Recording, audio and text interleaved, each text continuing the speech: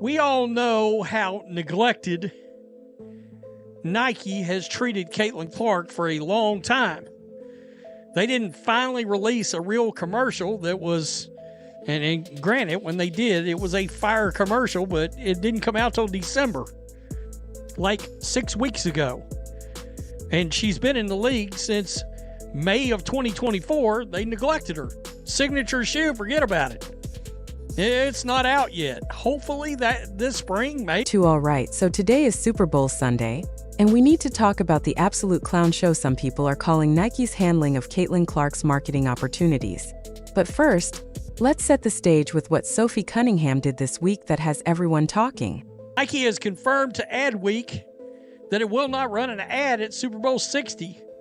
The move comes just 1 year after the brand ended its 27-year hiatus with the, quote, "So Win," a widely praised ad from Whedon Kennedy Portland that championed women in sport.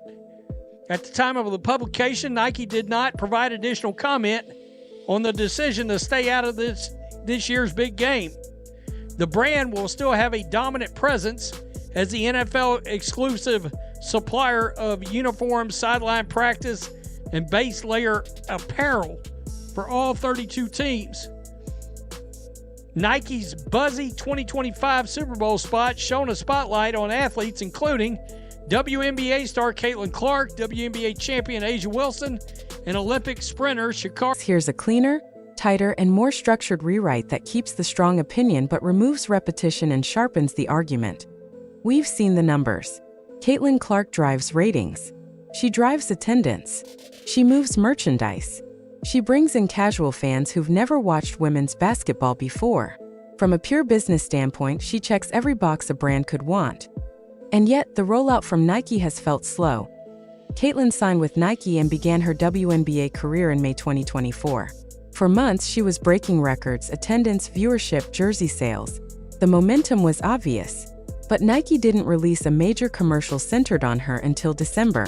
That's roughly 7 months of peak visibility with limited national campaign support. When the commercial finally dropped, it was strong. It showcased her well. But by then, an entire season had passed. Then there's the signature shoe question. As of now, there's still no widely available Caitlin Clark signature sneaker on shelves.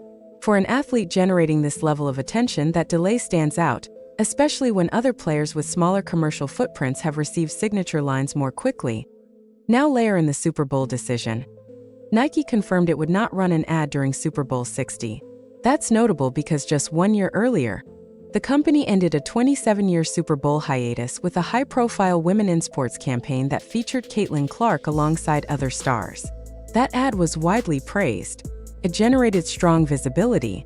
Nike reportedly dominated logo exposure during the broadcast also this year, with Caitlin coming off a headline-grabbing rookie season in women's basketball at an all-time visibility high.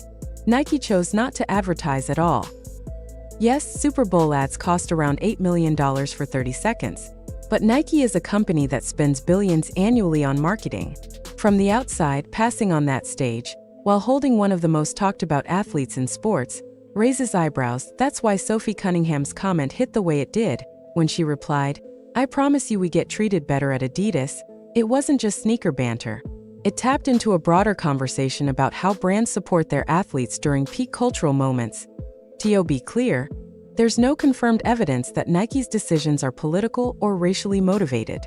Companies weigh dozens of factors: budget cycles, long-term rollout strategy, product timing, internal brand positioning. But perception matters in marketing. And right now, the perception among some fans is that Nike hasn't fully capitalized on the Caitlin Clark wave. Meanwhile, competitors have openly shown interest. Under Armour executives and Steph Curry have publicly praised her. Adidas continues aggressive athlete-centered campaigns. That contrast fuels the debate. Here's the core issue. When you have an athlete driving measurable engagement across demographics, ticket sales, broadcast numbers, social buzz, the expectation is aggressive activation.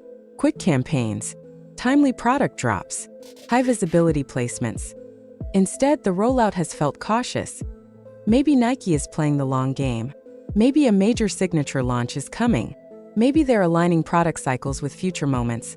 But in an attention economy where momentum moves fast, Waiting can look like hesitation, but Sophie's comment amplified something fans were already discussing. Is Nike maximizing its biggest basketball asset right now? That's the real question. Because this isn't just about one Super Bowl ad.